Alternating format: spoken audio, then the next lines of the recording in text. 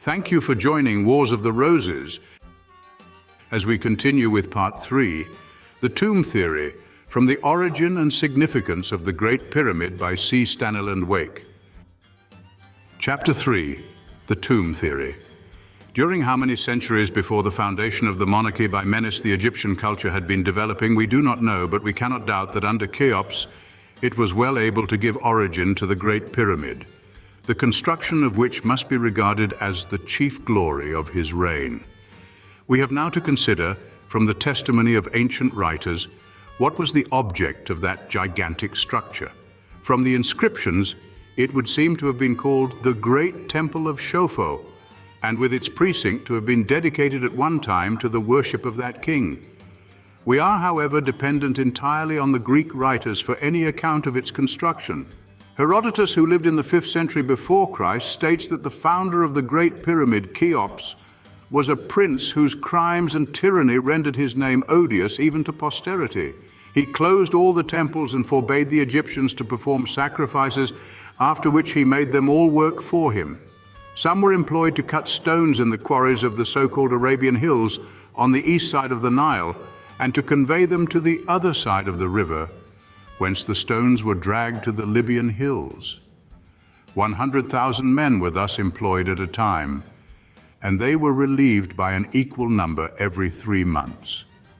The construction of the causeway for the transport of the stones occupied 10 years, which was exclusive of the time spent in leveling the hill on which the pyramids stand, and in making the subterranean chambers intended for the tomb. The building of the pyramid itself occupied 20 years. After describing the mode of construction, Herodotus states that on the exterior was engraved in Egyptian characters the sum expended in supplying the workmen with food, amounting to 1,600 talents, equal to 200,000 pounds sterling. After other statements, the historian continues, Cheops, having reigned 50 years, died and was succeeded by his brother Khephren, who followed the example of his predecessor. Among other monuments, he also built a pyramid, but much less in size than that of Cheops. It has neither underground chambers nor any canal flowing into it from the Nile, like the other, where the tomb of its founder is placed in an island surrounded by water. The Greek writer adds that the priests informed him that Khephren reigned 56 years, so that the Egyptians were overwhelmed for 106 years with every kind of oppression, and the temples continued to be closed during the whole time. Indeed, they have such an aversion for the memory of these two princes that they will not even mention their names, and for this reason they call the pyramids after the shepherd Philetus, who at the time of their erection used to feed his flocks near this spot. Herodotus concludes by referring to the erection of the third pyramid, which he ascribes to Mycerinus, the son of Cheops. This monarch, disapproving of the conduct of his father, ordered the temples to be opened, and permitted the people who had been oppressed by a long series of cruelties to return to their work and their religious duties, and administering justice with great equity, he was looked upon by the Egyptians as superior to all the kings who had ever ruled the country. The next Greek writer whose description of the pyramids of Gizeh is preserved to us is Diodorus, who lived about the beginning of the Christian era. He gives the name Chemis or Chembis as that of the builder of the Great Pyramid, which had lasted to his time at least 1,000 years, or as some say, upwards of 3,400 years, and the whole structure was then uninjured. The building, he says, was by means of mounds, inclined planes, machines not having yet been invented. In this statement, he differs from Herodotus, whose account is not otherwise contradicted. After referring to the erection of the second pyramid by Khephren, Diodorus says, "Of the two kings who raised these monuments for themselves, neither one nor the other was destined to be buried therein. The people who had endured so much fatigue in building them and had been oppressed by their cruelty and violence threatened to drag their bodies from their tombs and tear them to pieces, so that these princes at their death ordered their friends to bury them privately in some other secret place." Strabo, writing at about the same date, remarks that the pyramids were the sepulchres of kings, and he adds, what is not mentioned by the earlier writers quoted, that near the center of the sides is a stone which can be taken out, from which a passage leads to the tomb. Finally, Pliny, the Roman historian who lived about 100 years later, refers to the Egyptian pyramids, which he describes as being an idle and silly display of royal wealth. The three largest pyramids, he affirms, were all built in 68 years and 4 months. He refers to the supposed use of mounds in their erection, but as these had disappeared, he mentions another suggestion, that bridges were made of mud bricks, which, when the work was completed, were used to build private houses. Pliny adds to the details given by other writers that within the Great Pyramid is a well 86 cubits, 129 feet deep. It is evident from the agreement of the descriptions given by Herodotus and other Greek writers with the facts that they must have derived them from well-informed sources.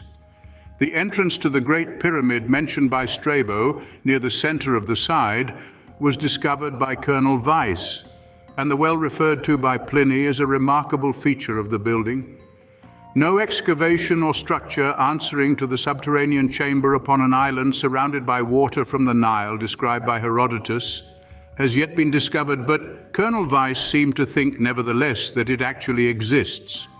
The outer casing of the Great Pyramid having been removed, the inscription in the Egyptian character seen by Herodotus must have disappeared, but those modern writers who ascribe the erection of that structure to divine inspiration suppose it to have been unique in being entirely without inscriptions.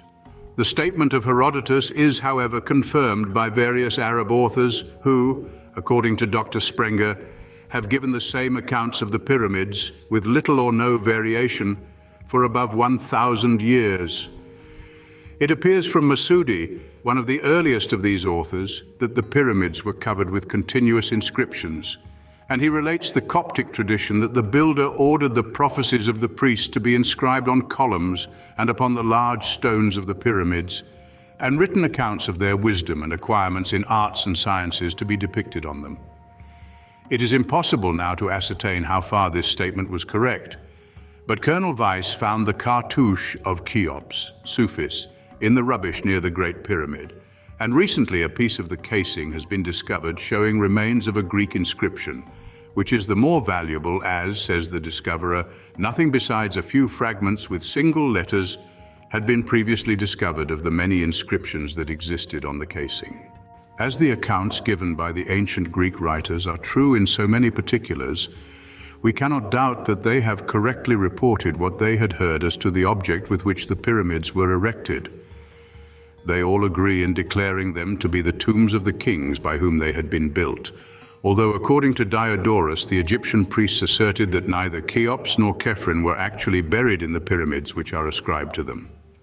That this story was an invention, however, may be assumed from its not being mentioned by Herodotus, although he refers to the aversion which the Egyptians had for the memory of those kings, and accounts for it by their oppressive conduct and the closing of the temples during the continuance of their reigns. If the sacred places were actually closed, we should have a sufficient reason for the hatred of the memory of Cheops and Khephren exhibited by the Egyptian priests, a hatred which led them afterwards to declare that the people would not allow their bodies to be deposited in the monuments prepared for them. It has been often pointed out that it is extremely improbable Khephren would have been at the trouble and expense of erecting a gigantic pyramid for his tomb if the body of his predecessor Cheops had not been deposited in the pyramid tomb prepared for its reception.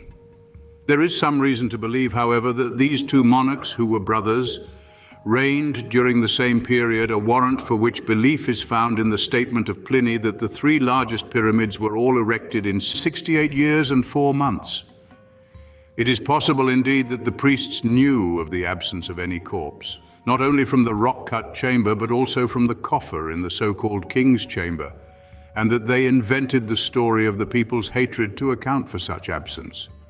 Some ground for the belief in the irreligion of Cheops and Khephren may perhaps be found in the fact that their names were not preceded by that of Osiris, as was the case with their successor Mycerinus.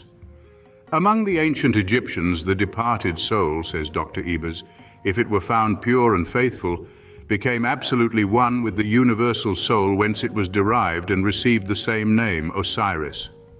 It is true that Dr. Ebers denies that Cheops and Khephren were wicked contemners of the god, on the ground that, as long as Egypt was governed by independent sovereigns, There were prophets or priests of the Osirian or deceased Cheops, and of the other principal pyramid builders who conducted the worship in the fallen temple of Isis, and who usually belonged to the oldest families of Memphis.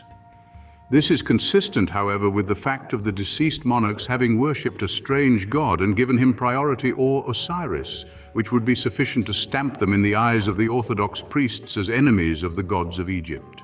But is there any evidence besides the statements of Greek writers that the Great Pyramid was really used as the tomb of Cheops or any other person? That it was thus used might perhaps be inferred from the fact, sometimes forgotten, that it is situate in a vast necropolis. Monsieur Perrault, in his Histoire de l'Art, remarks that the nobles of Egypt, all those who had assisted in the work of the monarchy and received a reflection of its glory, grouped themselves as near as possible around the prince they had served. Distributed thus by reigns and quarters, the private tombs lie close together, all furnished with steles which preserve the name of the dead, most of them ornamented with bas-reliefs painted in brilliant colors, some even decorated with statues placed before their facade. We know that the smallest of the three great pyramids was the tomb of its builder Mycerinus, or Menkaure, as Colonel Weiss found in the burial chamber a basalt sarcophagus, with the lid of its wooden coffin having on it in hieroglyphs an address to the deceased monarch, as identified with Osiris. Weiss states that great precautions had been taken to conceal the position of the sarcophagus, and he doubted whether the real tombs had been discovered in the two larger pyramids. He adds that the three larger pyramids were all intended for the same purpose, and their construction was carried on upon the same principles. The sarcophagus of the second pyramid has no inscription and is, according to Belzoni, not larger than is necessary for the wooden case of an embalmed human body. It is true that a piece of bone supposed to be that of an ox was found in this sarcophagus, but it may not have had anything to do with the original burial, as the Arab writers say nothing apparently of the discovery in this pyramid of any human or other remains, when it was opened by their countrymen. As to the Great Pyramid, if we are to believe those writers, an embalmed human body was actually discovered in the so-called King's Chamber when it was opened by the Caliph Mamun. This is said to have taken place in the year 820 AD, and the Arab historian Abd al-Hukm relates that a statue resembling a man was found in the sarcophagus, and in the statue, mummy case, was a body with a breastplate of gold and jewels bearing characters written with a pen which no one understood. Al-Kaizi gives much the same story, and he adds that the case stood at the door of the king's palace at Cairo in the year 511, that is 1133 AD. It may be doubted, however, whether this had anything to do with the Great Pyramid. Dr. Ebers mentions that in the middle of the 15th century, an emir caused the destruction of the much-admired Green Shrine, which was formed out of a single block of a stone as hard as iron and ornamented with figures and inscriptions. It was smashed to pieces. He adds, the golden statue with eyes of precious stones, which had once been enshrined in this marvel of art, dedicated probably to the moon god Chonsu, had long before disappeared. In this shrine and statue we have no doubt the case and body mentioned by Abd al-Hukm, as Al-Kaisi, when referring to these, speaks of an image of a man in green stone containing a body in golden armor with a large ruby overhead. It must be admitted, therefore, that there is no reliable evidence of any human body having been found in the Great Pyramid. Nevertheless, this is not any proof that the building was not used as a tomb. The Arab writer Abd al-Latif refers to an early statement that when the Persians conquered Egypt, they took away great riches from the pyramids, which were the sepulchres of the kings and therefore, no doubt, the receptacle of their treasures. Moreover, according to Sir Gardner Wilkinson, the Egyptians themselves had in many instances plundered the tombs of Thebes, and he seems to think that the Great Pyramid met with the same fate at their hands. The Meidum Pyramid, which is said to be that of the last king of the Third Dynasty, has been recently opened, and inscriptions have been found showing that it had been opened before the 20th dynasty. Monsieur Lenormand states that the priestly legend as to the popular hatred of the builders of the two great pyramids had at least a real historical foundation. He says, Everything seems to indicate that the end of the Fourth Dynasty, immediately after the princes constructors of the Great Pyramids, was a time of revolutions and of troubles caused by the preceding oppression. The comparison of the list of Manetho and of the monuments of the necropolis of Saqqara revealed during this period violent competitions. The splendid statues of Khafra, Khephren in diorite, in rose granite, in alabaster, and in basalt, which decorated the temple near the Great Sphinx, have been found in pieces in a well where they had been precipitated in a revolutionary movement, evidently but little posterior to his reign.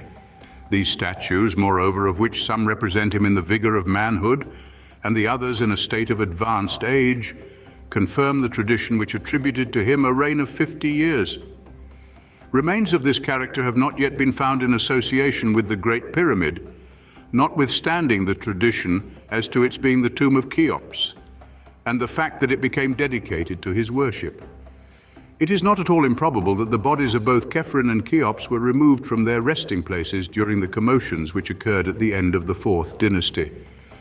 As to the latter monarch, at least, it is not necessary to suppose that he was buried in the so-called King's Chamber or in the cave below the base of the pyramid. A more likely place for the purpose would be the niche in the cast wall of the Queen's Chamber, where Maillet, who in 1692 described it as being 3 feet deep, 8 feet high, and 3 feet wide, supposed the mummy of the Queen to have been placed upright. The niche appears, however, to have an inner shelf, on which the embalmed corpse may have been laid. The Queen's Chamber is stated, however, by Edrisi to have had an empty vessel, such as the sarcophagus of the King's Chamber, so that if the niche were used for another purpose, the body of Cheops may still have been there deposited. It appears indeed that according to some ancient inscriptions, the pyramids were regarded as sepulchral temples, and priests were appointed for the service of the princes who were buried there and had attained to the divine nature. A tomb found at Saqqara belonged to a priest of Chufu and Chafra. Thank you for watching, and please don't forget to share, like, subscribe, and comment, and if you can, please consider donating to Wars of the Roses. Links to PayPal and Patreon are in the description. Thank you so very much.